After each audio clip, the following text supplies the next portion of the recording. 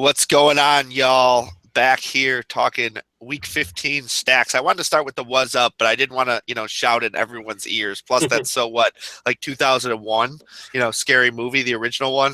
You think that's the correct year, or is it earlier than that? It might even be earlier than that because it was the Bud Light commercials really started it, right? That's So right. they were in like the yeah. That, by the way, is a classic movie. If you have not seen Scary Movie, I highly recommend you go back and watch that one. Even though, Funny.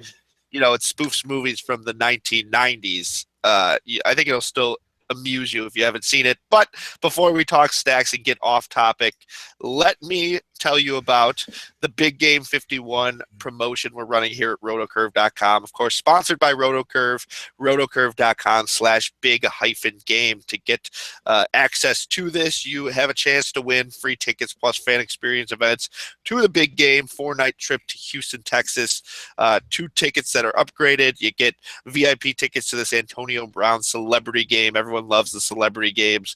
$800 in airfare credit, all you can eat Texas tailgate, this Prime Sports Club pregame party with Joe Montana and Warren Moon. So go ahead and check that out. By the way, Jim, speaking of celebrity games, Michael Rappaport's a guy who always does the basketball one. We got to hang out with him at the Fantasy Football World Championship. He interviewed Rotocurve. It was quite a good time, and I hear he's a very good basketball player. I forget.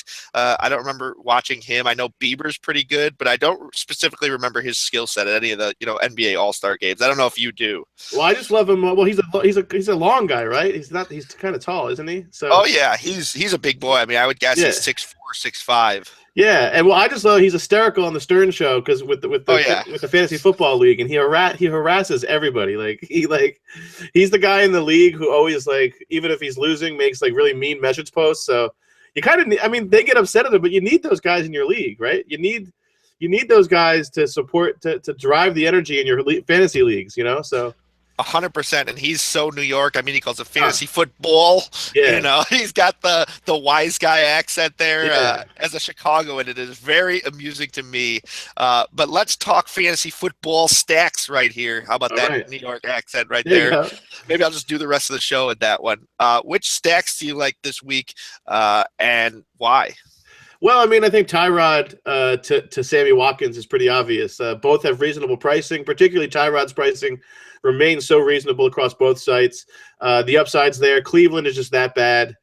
You don't need to really oversell Cleveland being terrible. 5th worst in pass pressures in terms of pass rush. They don't have a pass rush. And, you can beat them up in the deep ball. And I think that's, this could be a day where they both go off, and it would be really nice because there's a lot of ceiling there with their vertical ability. We saw it last year several times.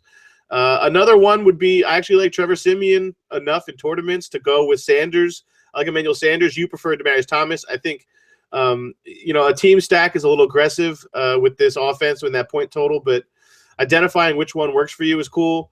And Jameis Winston isn't a guy that we touched on at all, but there is if you think Evans is going to go nuclear on Dallas, there is some upside there. It's interesting enough. I also like Carson Palmer enough. I've mentioned him. I know he's looked terrible on tape, but at home, so, slight favorites, huge point total, 51 point total, whatever that is in Arizona. They're expecting points, and David Johnson can't score all of them. So, I think for tournaments, it's more interesting probably to go over to J.J. Nelson and Palmer just because of the affordability of it. That's intriguing. I know you like the Minnesota guys potentially for a stack. I think with Aaron Rodgers, it's going to be an expensive stack, but I think I would do the Jordy stack if I was going to stack Rodgers. I might go naked Rodgers if that's the case. But who do you like? I know Minnesota's one that you like, but who else do you like? Yeah, Minnesota is definitely on the list. There are a bunch of game stacks that I like more than just individual team stacks. It's like games that, if everything goes right, I can envision a way to make it happen. So, for instance, Ezekiel Elliott and Mike Evans in the same game. Dallas is the king of dominating time of possession, but Tampa Bay's actually been pretty good too. So Yeah. I think in order for Dallas to take proper advantage of this defense, they're going to have to pound the ball down their throat. Now they're a very good offense. I do think they take the lead in this one, especially at home. So if they're pounding the ball and then Tampa has to play from behind, you're talking Zeke touchdown, then they got to target Mike Evans. So I definitely like that. And you hit the nail on the head. I really think for tournaments, that Sam Bradford to both Diggs and Kyle Rudolph is going to be something that I go with. I think there are going to be a lot of people that, go immediately to that Adrian Peterson bandwagon, but that offensive line is still terrible. I mean, he's going to give them some semblance of balance, but that might just make it easier for Bradford to throw. And those guys are both, again, great matchups. Bad, probably the worst tight end defense, at least according to TVOA. One of the worst cover corners covering Diggs. So I think it could be a big day for him, no doubt. We briefly covered the Redskins for Monday Night Football. But if you're stacking, that is the one to stack, because that's where I can see if Cousin goes off, there's going to be multiple ones of his receivers going off. Or like Right. Rob Kelly, I don't know if this is a good week for him, but I think Jordan Reed is probably my number one projected tight end against this team that's allowed 10 touchdowns to him, assuming his shoulder is fine, but we're willing to take that risk in tournaments. I really like Jamison Crowder as a guy who could rack up the receptions. I like Garcon as a guy who could be targeted in the end zone. So there could be a lot of production. This could be a game where Cousins throws 4 touchdowns. And if that's the case, it's going to be more than just one receiver going over value for you. But it also could be tilting because you got to wait till, Monday Night Football for Right. that. And I never really like that. We kind of mentioned Phillip Rivers, Tyrell Williams. I Yep. think that one's definitely in play. And there's some form of Atlanta San Francisco game stack to be had. I'm just trying to figure out what it is, whether it's Devontae Freeman, Colin Kaepernick, or whether it's I'm trying to even think like what the You got to get creative. Yeah. would be. It might be Kaepernick, Hyde, Freeman might be the play there if they go back and forth. Carr Crabtree interesting to you? I know you like Carr. I think Carr probably has one of the 5 or 6 highest ceilings, especially in that game total. Yeah, that's one I would consider. I really would like to stick with my quarterbacks that I like this week. Right, so I'd kind of prefer Crabtree is probably a one-off. But Gotcha. then Aaron Rodgers, that's the one I want to finish on. I think that's the one that you should really focus on this week for tournaments. If you're going to give up Le'Veon Bell or David Johnson's upside for anyone, why not let it be Aaron Rodgers, who you talked about in this historic season? I'm very comfortable going Aaron Rodgers, Jordy Nelson, Aaron Rodgers, Nelson Cobb, and having some of those mid-tier backs, because we like so many backs this week that if I got the upside of 2 touchdown hookups from Rodgers to Nelson, I'm not sweating not having Bell or Johnson, especially if it gets me McCoy or Elliott. There are ways to get really creative this week, but in terms of stacks, there's not a whole lot more. Tyrod Taylor, LaShawn McCoy, I suggest every week just in case. Right. It's a week where they just want to pound them on the run, and obviously Cleveland, one of the worst defenses. So you could go Tyrod Watkins, you could go Tyrod McCoy. Do you think there's any scenario this week where Buffalo scores like 35 points and all 3 are worth using? I think there is. It's Cleveland, right? So, and I'm not mocking Cleveland. I'm just saying that they invite those kind of outcomes. So, and again, this is narrative based, but I think there is something there where, Tyrod's been talked about losing his job for like about a month now. Rex Ryan will most likely lose his job. I just think they're on the ropes here, and it's almost like when you see a college team that really needs to impress the computers, like they have to just pound. I think this is a team that won't take its foot off the pedal. Yeah, I agree with you there. The last one I want to mention, by the way, Ladarius Green is a guy I'm way on this week. We don't do tight ends, but Cincinnati gives up the most yards per game to tight ends. So yeah, Le'Veon Bell and Ladarius Green. Good one. For whatever reason on the road, Ben to Brown has struggled, but if he's under pressure, and that's something that affects him on the road, Geno Atkins in the middle getting in his face, Ladarius Green is a big target in the middle of the field for him. So I think that should definitely help him. That's one that I will 100%. I know we talk about things and sometimes he's a big play guy.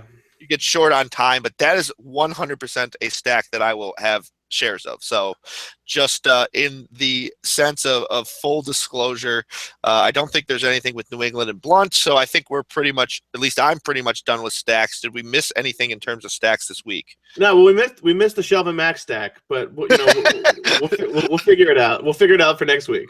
Oh man, I'm losing my mind here on this podcast, giving you the wrong names. I'm lucky we didn't have to talk about Rashad Jennings because I probably would have called him Brandon.